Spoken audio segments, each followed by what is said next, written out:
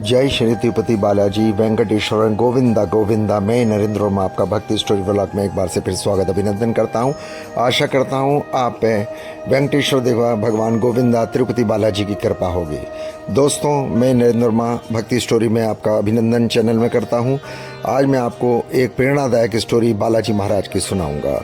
बहुत समय पहले की बात है। आंध्र प्रदेश तिरुपति शहर में एक छोटा सा गांव था जहां एक साधारण ब्राह्मण का परिवार रहता था।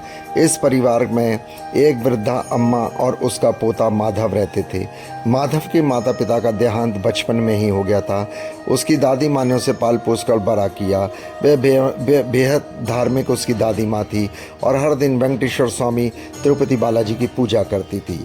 अम्मा का विश्वास था कि बालाजी भगवान सबका ध्यान रखते हैं और उन्हें सच्चे मन से जो बचता है उसकी झोली कभी कहा नहीं जाती।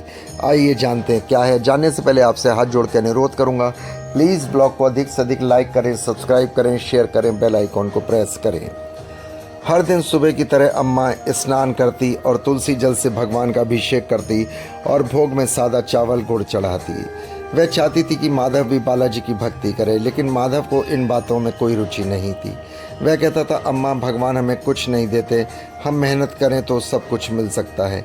अम्मा मुस्कुरा कर कहती, बेटा मेहनत तो बहुत ज़रूरी है, पर आस्था और श्रद्धा भी साथ में ज़रूरी है। जब मन श्रद्धा से भरा होता है तभी कर्म भी फल देता है। गरीबी और संघर्ष, समय बीतता गया। गरीबी और संघर्ष में अम्मा बूढ़ी होती गई, माधव बड़ा होता गया। आर्थिक स्थिति दिन पे दिन खराब होती गई। माधव गांव छोड़कर शहर जाकर नौकरी करना चाहता था। अम्मा ने कहा, जाने से पहले बालाजी के दर्शन करके जाना, उनका आशीर्वाद जरूर लेना। अनिच्छा से ही सही, माधव ने हामी भर दी। दोनों ने पैदल तिरुपति बालाजी की यात्रा शुरू की। यह मार्ग कठिन था, लेकिन अम्मा की भक्ति के आगे हर कठिनाई छोटी लगती थी।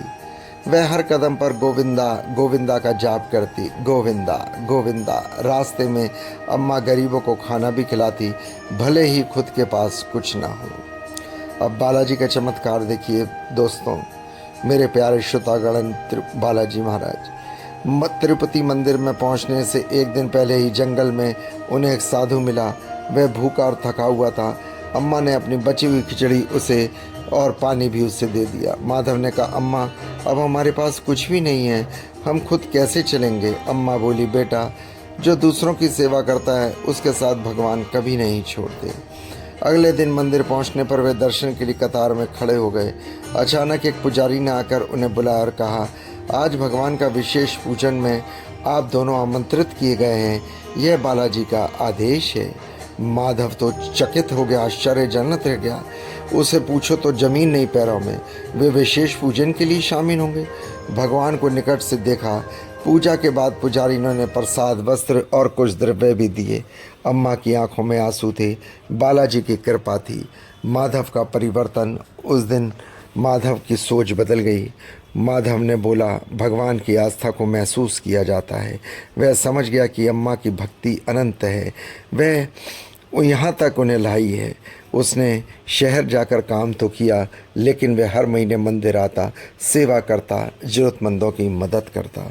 कुछ वर्षों के बाद माधव सफल व्यापारी बन गया, लेकिन वह कहीं भी अहंकार में नहीं डूबा। उसने गांव में एक बालाजी का मंदिर बनवाया और अम्मा के नाम से अन्नदान केंद्र भी खोला।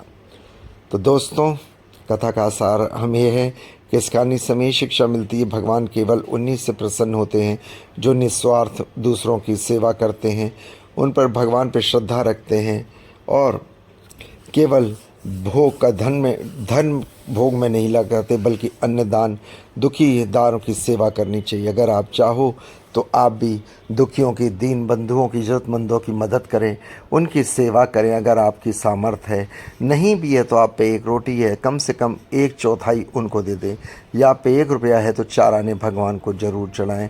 ऐसी आप आस्था रखें। भगवान वेंकटेश्वर गोविंद आपकी सभी मनोकामना पूरी करेंगे। आपको ब्लॉग कैसा लगा कमेंट बॉक्स में गोविंदा गोविंदा लिख के आप पुण्य के भागी बन सकते हैं। प्लीज़ ब्लॉग को अधिक से अधिक लाइक करें, सब्सक्राइब करें, शेयर करें, बेल आइकॉन को प्रेस करें और अपने आसपास सफाई बनाए रखें। मेरे गोविंदा की बात ध्यान रखना। काम करते रहो, लेकिन मनी मन में यारों जाप चलना चाहिए। जो भगवान आपको चलेंगे, जो माता आपको लचके, गोविंदा गोविंदा गोविंदा।